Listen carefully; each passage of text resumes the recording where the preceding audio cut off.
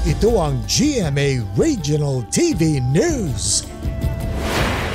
Balita sa Visayas at Mindanao mula sa GMA Regional TV.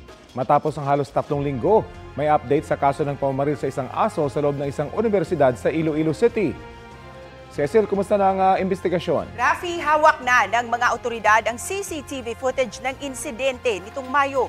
Ayon sa pulisya, mahalaga ang footage na magsisilbing dagdag ebidensya sa pagsasampa nila ng reklamo laban sa security guard ng Central Philippine University na namaril sa aso.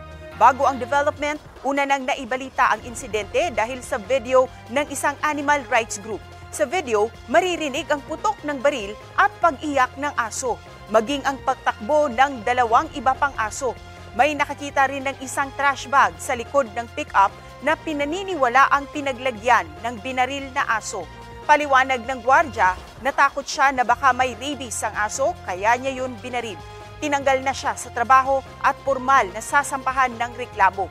Tiniyak naman ng universidad na isolated lang ang pangyayari at ligtas ang kanilang paaralan maging sa mga hayop.